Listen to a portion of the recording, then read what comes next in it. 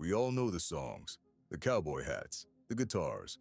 But behind the rhinestones and spotlights of country music's golden age lies a darker story.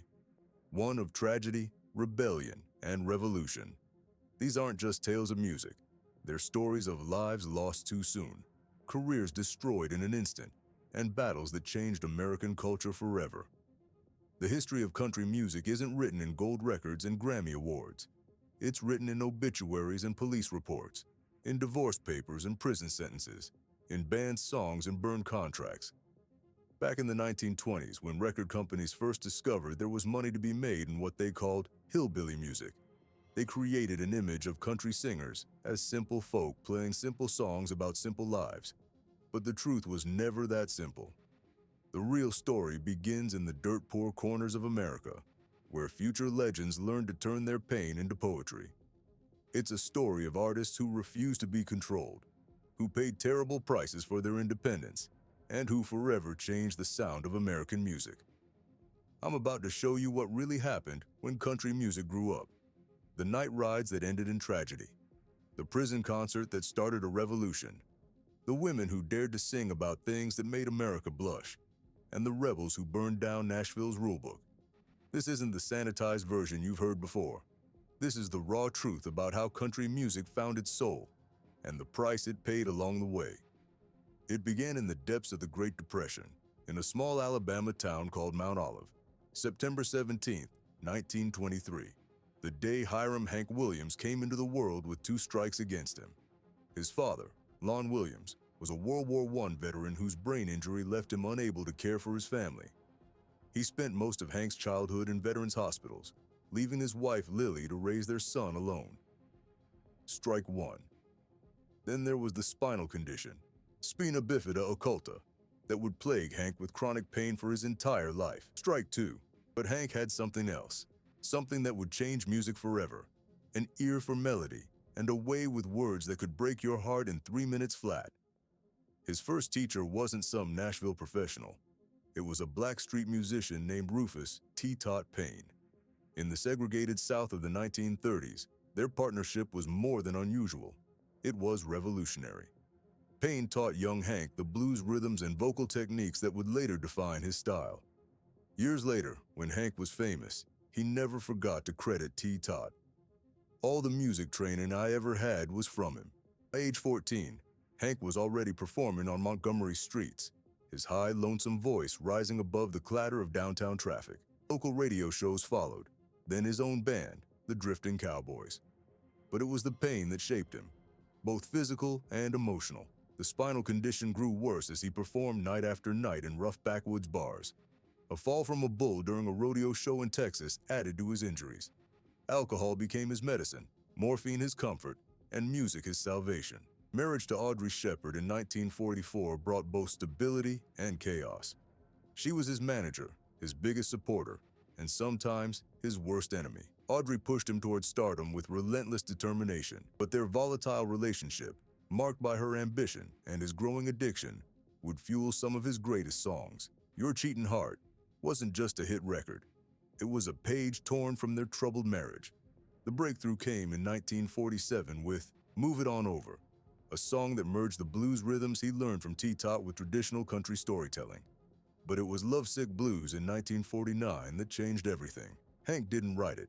The song dated back to the 1920s, but his performance on the Grand Ole Opry that year revolutionized country music. The way he stretched and bent the notes, the way his voice cracked with emotion on the high parts, the raw honesty of his delivery, it was unlike anything anyone had heard before. The typically reserved Opry audience gave him 6 encores. Fred Rose, his publisher and mentor, recognized something special in Hank's original songs. Rose would clean up the grammar and smooth out the rough edges, but he never touched the emotional core. Songs like I'm So Lonesome I Could Cry, with its haunting imagery of a whippoorwill too blue to fly, showed that country music could be poetry. Cold, Cold Heart proved it could be literature. Each new release pushed the boundaries of what country music could express. But success came at a terrible price. By 1952, Hank was spiraling out of control. The Grand Ole Opry fired him for chronic drunkenness, a devastating blow for a boy who'd grown up dreaming of standing on that stage. His marriage to Audrey ended in a bitter divorce. She kept their house in Nashville, He moved back to Montgomery, trying to piece his life back together. He married Billie Jean Jones, but even that fresh start couldn't save him. In December 1952, Hank was barely functioning. Performances were canceled more often than not. When he did appear, he sometimes couldn't remember the lyrics to his own songs. His mother, Lily, was essentially managing him now, trying desperately to keep him working despite his deteriorating condition. A show was booked in Canton, Ohio for New Year's Day 1953. Hank insisted on going, despite warnings from doctors who said his heart couldn't take it.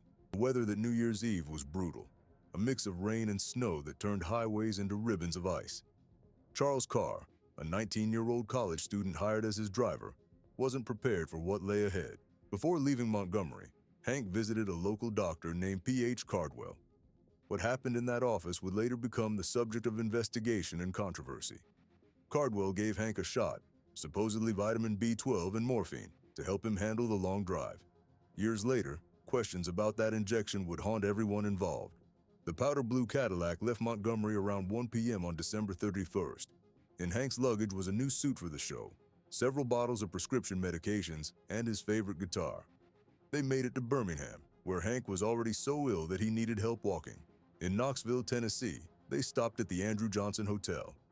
Dr. Paul Cardwell, no relation to the Montgomery physician, examined Hank there and later wrote that the singer was having heart problems so severe he should have been hospitalized immediately. The show had to go on. That was the unwritten law of country music. You didn't cancel dates, you didn't disappoint promoters, you pushed through no matter what. It was the same pressure that had driven Hank to pills and alcohol in the first place, the same demanding schedule that would later claim other stars. Back into the storm they went, Carr at the wheel, while in the back seat, one of America's greatest songwriters huddled under his coat, trying to find comfort in his final hours. The last person to see Hank fully conscious was Charles Carr at a small hotel in Bristol, Virginia. Hank was too weak to eat, managing only a few sips of wine and some chloral hydrate, a sedative he'd been prescribed. He pulled his navy blue overcoat around his shoulders, covered himself with a blanket, and tried to sleep in the back seat. The next time Carr checked on him, at a gas station in Oak Hill, West Virginia, Hank Williams was already gone. His last words, spoken somewhere in the darkness between Bristol and Oak Hill, were a simple request for a sip of water. The official cause of death was heart failure, triggered by a toxic combination of alcohol, chloral hydrate, and morphine. He was 29 years old. Those who knew Hank best had a different explanation. Fred Rose, who had shaped and guided his career, said simply, "You can't die of a broken heart, they say." But Hank did. Others pointed to the cruel irony that the man who had written some of country music's most enduring songs about heartbreak had finally succumbed to it himself. The funeral in Montgomery drew over 25,000 mourners, the largest gathering in the city's history since Jefferson Davis was sworn in as President of the Confederacy. The service was held at the Montgomery Municipal Auditorium, where just a few years earlier, Hank had triumphed as a hometown hero. Now his platinum-painted casket sat on the same stage where he'd once performed. Audrey wore black and wept openly. Billie Jean wore red, claiming it was Hank's favorite color. Traditional hymns were sung, but it was Hank's own "I Saw the Light" that brought the crowd to its feet one final time. But Hank's death wasn't just another music industry tragedy. It was a warning sign the country music establishment chose to ignore. The punishing tour schedules, the pressure to perform through illness and injury, the casual distribution of prescription medications to keep stars on their feet. None of this changed. 10 years after that blue Cadillac reached its final destination, this same deadly combination of factors would claim another legend, this time in the stormy skies over Tennessee. Virginia Patterson Hensley wasn't born into country music royalty. Known to the world as Patsy Cline, she came from Winchester, Virginia's working-class side, where her father worked as a blacksmith and her mother sewed to make ends meet. When her father abandoned the family in 1947, 15-year-old Virginia quit school to work as a soda jerk and waitress. But at night, she transformed into something else entirely, a singer with a voice that would change country music forever. Her path to stardom wasn't the overnight success story later biographers would claim. She spent years singing in local clubs, entering talent contests, and appearing on regional radio shows. Working as a waitress by day, she'd change into her cowgirl outfit in the restaurant bathroom to make it to her evening gigs. She married Gerald Klein in 1953, taking his name but not his attempt to make her quit music. The marriage lasted 4 years. Her commitment to her career lasted a lifetime. What made Patsy different wasn't just her voice, it was her understanding of what that voice could do. When Owen Bradley, her producer at Decca Records, suggested adding orchestral strings to Walkin' After Midnight in 1957, traditionalists were horrified. Country music didn't do strings, that was pop territory. But Patsy didn't just make it work, she created something entirely new. Her voice moved effortlessly between country emotion and pop sophistication, proving that the barriers between musical genres were more artificial than anyone had imagined. The real breakthrough came with I Fall to Pieces in 1961. The song's complex arrangement, featuring both steel guitar and orchestral strings, could have been a mess. Instead, it became a masterclass in musical fusion, with Patsy's voice serving as the bridge between country and pop. Her phrasing was impeccable, her emotional control absolute. She didn't just sing about heartbreak, she made you feel it in your bones. By 1961, Patsy wasn't just successful, she was revolutionary. Her appearance fees topped $1,000 per show, unheard of for a female artist at the time. She insisted on touring with her own bus and band rather than joining package shows, demanded equal billing with male stars, and negotiated her own contracts. Actions that scandalized Nashville's male-dominated business culture. "The money's in your sound," she'd tell young female singers. "Don't let them take that from you."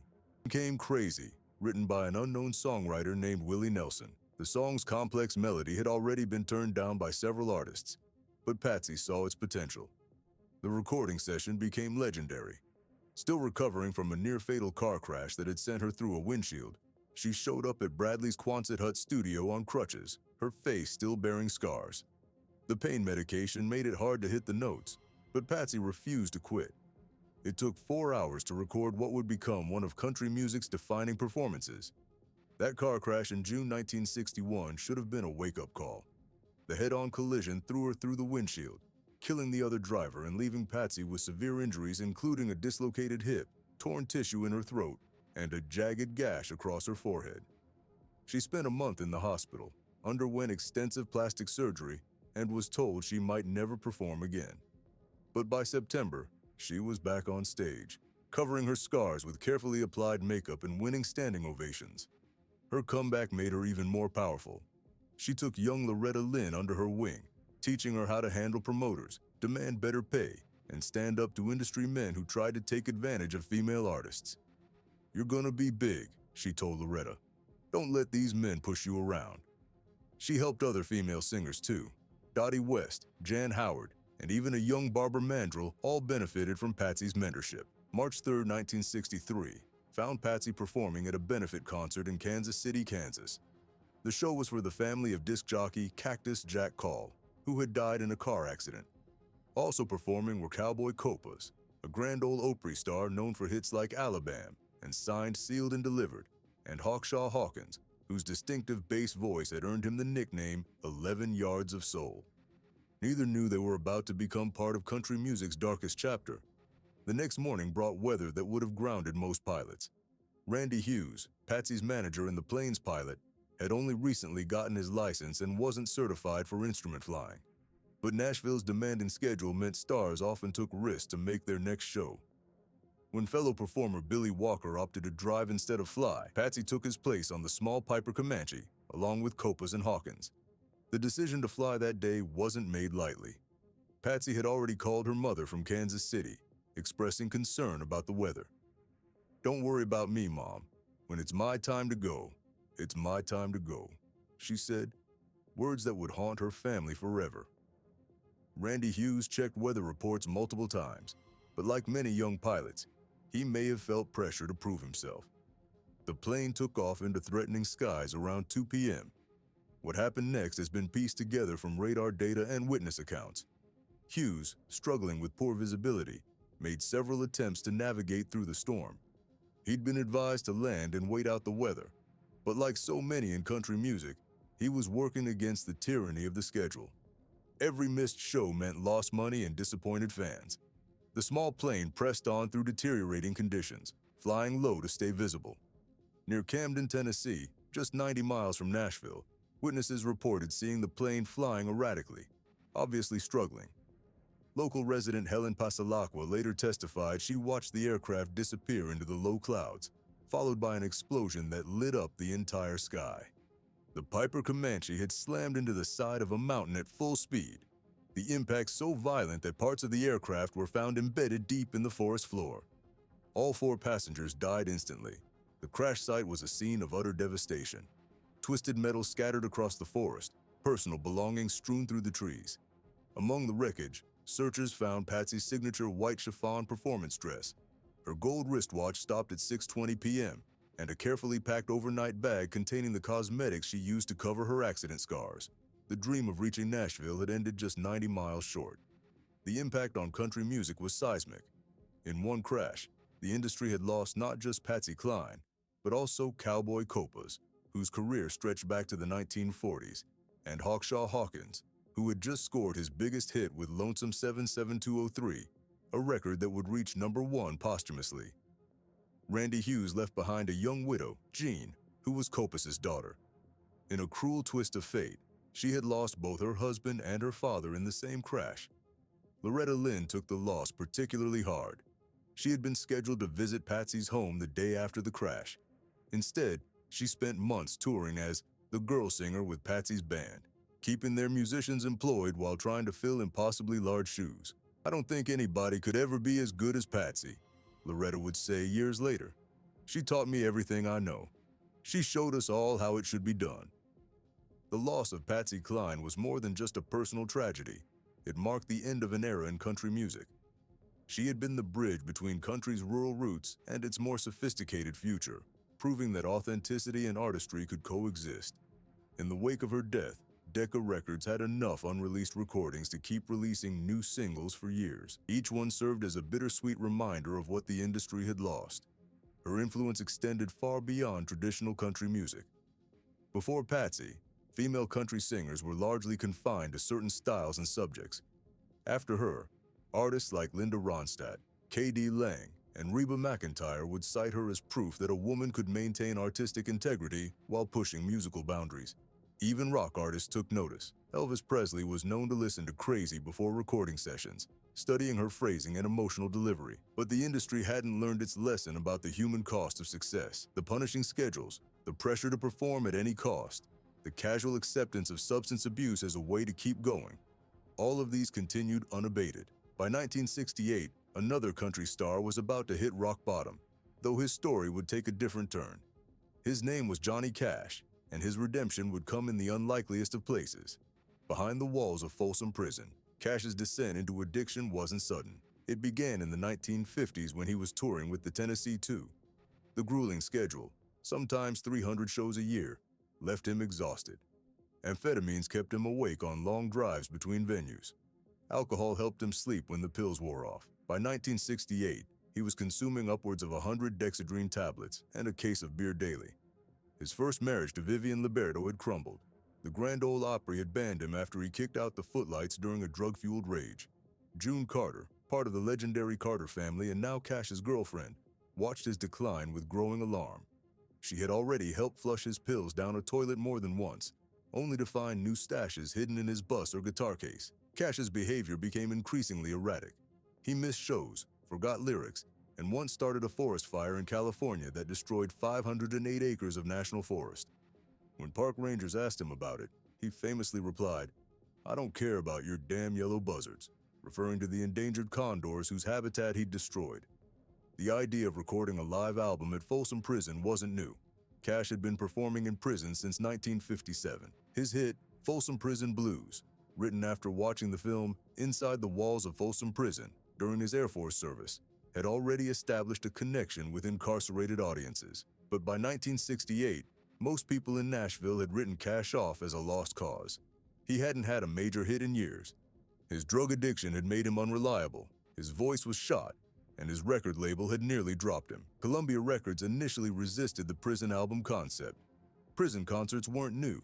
Even Merle Haggard had performed in San Quentin as an inmate before becoming a star. But recording a live album in one was considered commercial suicide. Producer Bob Johnston had to fight for the project, convinced that the raw energy of a prison performance could reignite Cash's career. What nobody realized was that the album would do more than that. It would fundamentally change how country music engaged with social issues. The preparation for the January 13, 1968 concert was intense. Cash had been clean for several weeks, thanks to June Carter's influence and his own determination to make the album work. He received hundreds of letters from Folsom inmates, studying their stories and experiences. He even learned a new song, Greystone Chapel, written by inmate Glenn Shirley, planning to surprise its author by performing it live. The morning of the concert, Cash was nervous but focused. He dressed entirely in black, not just his trademark color, but a deliberate symbol of solidarity with the prisoners. Before taking the stage, he was briefed about security protocols. If a riot broke out, he was to immediately drop to the floor behind the heavy concrete music stand. The tension in the cafeteria was palpable as 2,000 inmates filed in, surrounded by armed guards. When Cash stepped to the microphone and growled, "Hello, I'm Johnny Cash," the response was deafening. These weren't just fans. They were men who lived the dark realities Cash sang about. When he performed Folsom Prison Blues, the line, "I shot a man in Reno just to watch him die," drew such wild cheers that the recording had to be edited to tone them down. But it was during Greystone Chapel that the real magic happened. And Shirley, its composer, sat in the front row, tears streaming down his face as his hero performed his song. The recording session wasn't just a concert. It was a cultural revolution captured on tape. Cash performed 2 shows that day, giving the producers multiple takes to work with. But the raw energy of the first show proved impossible to top. Between songs, you can hear the genuine connection between Cash and his audience. His jokes about prison food, his respectful interactions with the guards, his obvious empathy for the inmates, it all came through on the record. When he performed San Quentin, which he would record at that prison the following year, the inmates' response was so passionate that prison officials grew visibly nervous. At Folsom Prison was released in May 1968, against the backdrop of civil rights protests, anti-war demonstrations, and widespread social unrest. The timing proved perfect. The album shot to #1 on the country charts and crossed over to the pop charts, reaching audiences who'd never given country music serious consideration before. Critics who had dismissed country as simple entertainment were forced to reconsider. Here was something raw, real, and undeniably powerful. The album did more than revive Cash's career. It transformed him into an advocate for prison reform. He testified before Congress about prison conditions, met with President Nixon to discuss the issue, though he refused to perform Nixon's requested songs, Okie from Muskogee and Welfare Cadillac, considering them politically manipulative, and used his weekly television show to highlight social issues that mainstream country music typically avoided. The Johnny Cash Show, which ran from 1969 to 1971, broke new ground in television. Cash insisted on booking both country stars and counterculture figures like Bob Dylan, Joni Mitchell, and Neil Young. He featured black artists at a time when country music was still largely segregated. When network executives questioned these choices, Cash stood firm. He had found his voice not just as an artist, but as a social conscience. The prison albums, he would follow Folsom with At San Quentin in 1969, changed how country music dealt with social issues. Before Cash, most country artists avoided controversial topics, fearing radio boycotts or sponsor backlash. After Cash, a new generation of artists felt empowered to tackle serious subjects. Merle Haggard's Mama Tried and Sing Me Back Home dealt honestly with prison life. Chris Christopherson's Sunday Morning Coming Down confronted addiction without moralizing. Cash's success proved something revolutionary. Authenticity could sell better than polished perfection. This lesson wasn't lost on a frustrated songwriter named Willie Nelson, who had penned hits for others, but couldn't seem to break through as a performer. The Nashville sound, with its strings and backup singers, didn't fit his unique vocal style or jazz-influenced guitar playing. But Cash had shown there was another way, one that prioritized truth over trend. Willie's story itself was already the stuff of country legend. Born during the Great Depression in Abbott, Texas, he was raised by his grandparents after his parents abandoned him. He wrote his first song at age 7 and was playing in polka bands by 12. His early jobs included encyclopedia salesman, tree trimmer, and disc jockey, experiences that would later flavor his songwriting. He'd arrived in Nashville in 1960 with one hit under his belt, having sold Family Bible for $50 to buy groceries. The first decade in Nashville brought Willie success as a songwriter, but frustration as an artist. He wrote Crazy for Patsy Cline, Pretty Paper for Roy Orbison, and Hello Walls for Farron Young. But his own albums flopped. RCA tried to smooth out his distinctive vocal style, bury his gut string guitar under orchestral arrangements, and make him fit the mold of a traditional Nashville star. They even asked him to wear a toupee. The breaking point came in 1970. Willie's album Yesterday's Wine, a concept album about a man's spiritual journey from birth to death, was considered too bizarre for country music. RCA barely promoted it. That same year, his house in Tennessee burned down. While others saw it as a tragedy, Willie saw it as liberation. He moved back to Texas, grew out his hair, and started playing music his way in Austin's hippie clubs and cosmic cowboy bars. Meanwhile, another artist was fighting his own battle with Nashville. Waylon Jennings had come up through Buddy Holly's band, giving up his seat on the fatal flight that killed Holly, and the rough-and-tumble clubs of Phoenix, Arizona. Like Willie, he chafed under Nashville's strict control. Producers told him he couldn't use his own band, the Wailers, on recordings. They chose his songs, his arrangements, even his image. But Waylon had seen how Johnny Cash stood up to the industry and won. In 1972, Waylon Jennings did something unprecedented. He renegotiated his RCA contract to give him complete artistic control.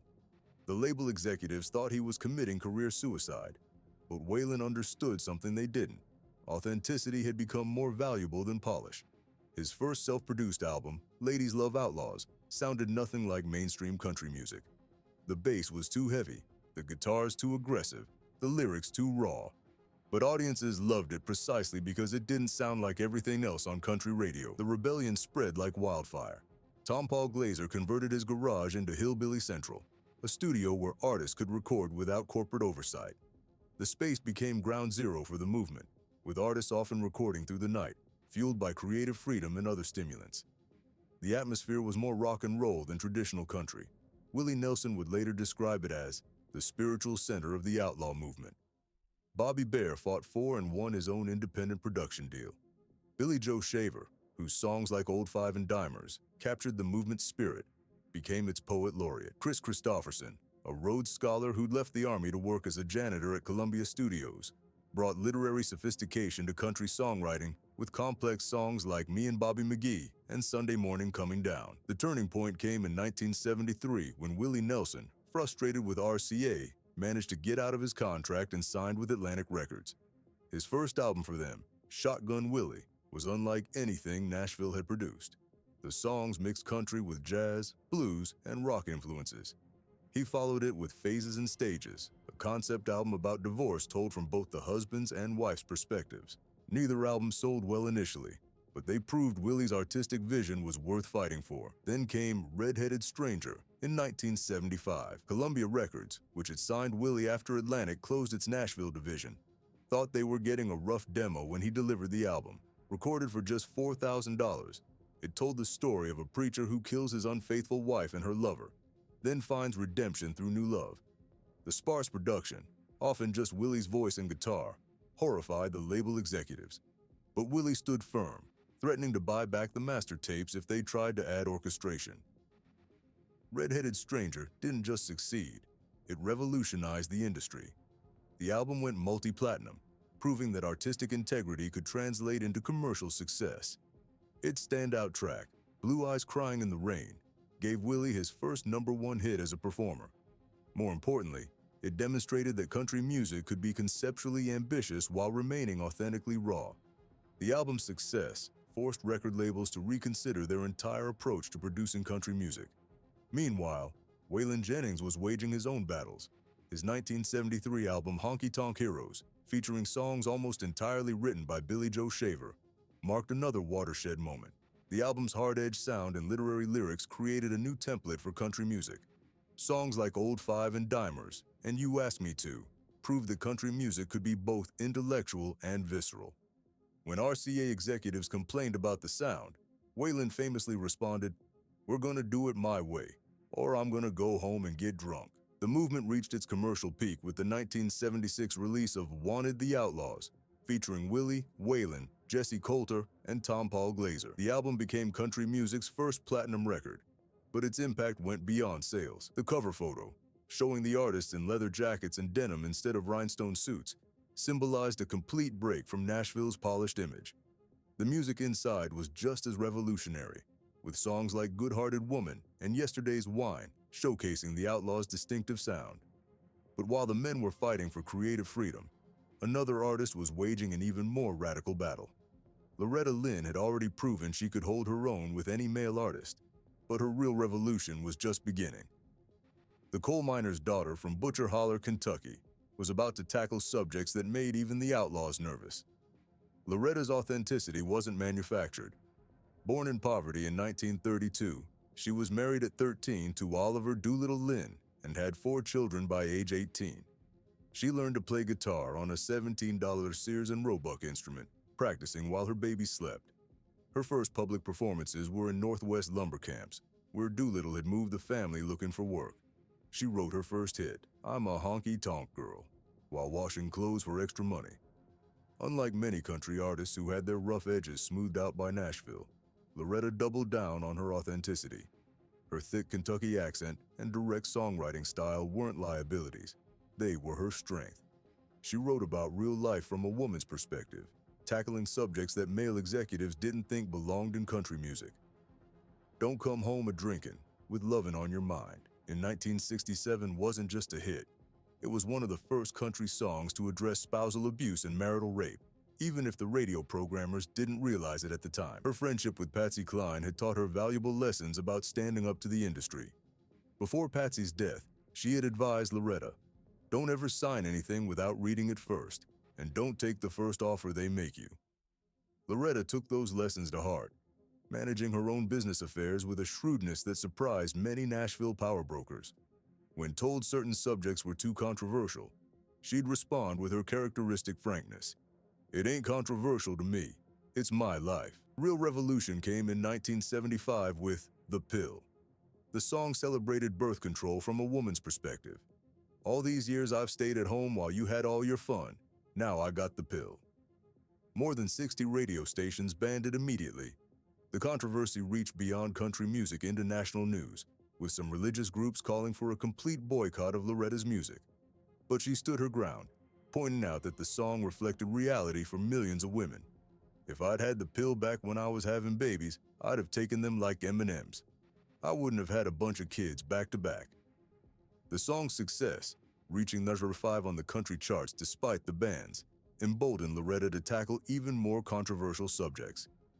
Rated X examined the double standard faced by divorced women. One's on the Way addressed the gap between women's liberation and the reality of working-class mothers. Dear Uncle Sam became one of the first country songs to question the Vietnam War from a woman's perspective. Each song caused controversy, and each one made her more powerful. Behind the scenes, Loretta was fighting her own battles. Her marriage to Doolittle was troubled by his alcoholism and infidelity, subjects she addressed frankly in songs like "Your Squaw is on the Warpath" and "Fist City." Unlike many stars who hid their personal struggles, Loretta put them right into her music. When critics suggested she was airing dirty laundry, she responded, "I'm not writing for the critics. I'm writing for the people who live these songs." The late 1970s, Loretta's influence had fundamentally changed what was possible in country music, particularly for female artists. Dolly Parton credited her with making it easier to sing about women's real experiences. Barbara Mandrell, who had toured with Loretta as a teenager, followed her example in demanding equal treatment from promoters. A young Reba McEntire studied how Loretta maintained both commercial success and artistic integrity. The cost of such honesty wasn't just professional, it was deeply personal. Conservative groups picketed her concerts. She received death threats over the pill. Some country radio stations would only play her safer love songs, creating a shadow catalog of her more controversial work. But like the Outlaws with their creative rebellion, Loretta's social rebellion proved that authenticity could triumph over industry fears. Her autobiography, Coal Miner's Daughter, became a bestseller and an Oscar-winning film, bringing her message to an even wider audience. By the mid-1970s, country music had been transformed completely. The ghosts of Hank Williams and Patsy Cline would hardly recognize the genre they'd helped create. The raw honesty Hank brought to songwriting had evolved into concept albums and social commentary. Patsy's sophisticated vocals had opened doors for artists to experiment with different styles and arrangements. Johnny Cash had shown that country music could be a force for social justice. The Outlaws had broken Nashville's control over artistic expression. And Loretta Lynn had proven that even the most controversial subjects could find their way into country songs. The price of this transformation was steep. Hank Williams paid with his life, dying alone in that blue Cadillac. Patsy Cline's voice was silenced just as she was reaching her peak. Johnny Cash had to walk through the fires of addiction to find his true voice. Willie Nelson and Waylon Jennings risked everything they'd built to make music their way. Loretta Lynn faced backlash and bans for telling the truth about women's lives. Today, when you hear country artists singing about addiction, mental health, social justice, or women's rights, you're hearing the echoes of these pioneers. When Miranda Lambert sings about domestic violence, she's walking a path Loretta Lynn cleared. When Chris Stapleton insists on recording with his own band and minimal production, he's following the Outlaws' example. When Eric Church tackles controversial social issues, he's building on Johnny Cash's legacy at Folsom Prison. The transformation wasn't just musical, it was cultural. These artists proved that country music could be more than entertainment. It could be a mirror reflecting society's deepest struggles and highest aspirations. They showed that authenticity wasn't just acceptable, it was essential. When Casey Musgraves sings about same-sex relationships or Tyler Childers addresses the opioid crisis in Appalachia, they're continuing the tradition of speaking uncomfortable truths through country music. The battles these pioneers fought changed the industry forever. Record labels no longer have absolute control over artists' sounds or images. Women in country music, while still fighting for equal airplay, can sing about any subject they choose. The gates between country, rock, and other genres have been torn down. Even the definition of what constitutes country music has expanded, thanks to these artists who refuse to be confined by arbitrary boundaries. But perhaps their most important legacy is the courage they gave to future generations. Every time a new artist stands up to industry pressure or tackles a controversial subject, they're standing on the shoulders of these giants. The blue Cadillac that carried Hank Williams on his final ride didn't just mark the end of one star's journey. It marked the beginning of country music's long, hard road to finding its conscience, its courage, and its voice. As Willie Nelson said, "The life I love is making music with my friends." But the real story of country music's golden age isn't just about making music. It's about making music matter. These artists didn't just sing about life. They changed it. One shocking, beautiful, revolutionary moment at a time. They proved that a simple song, sung with truth and courage, could change not just minds, but hearts. Not just radio playlists, but social consciousness. The next time you hear a country song that moves you or challenges you, remember these stories. Remember the rebels who risked everything, the pioneers who paid the price, and the voices that refused to be silenced. Because in the end, the most shocking thing about country music isn't the scandals or the tragedies. It's the power of a simple song to change the world, one truth at a time. A world that often seems more divided than ever. These artists remind us that honest music can build bridges, heal wounds, and speak truth to power. Their legacy lives on not just in museums and award shows, but in every song that dares to tell the truth, no matter how uncomfortable that truth might be. That's the real story of country music's golden age. Not just how it grew up, but how it helped America grow up too. And that might be the most powerful song of all.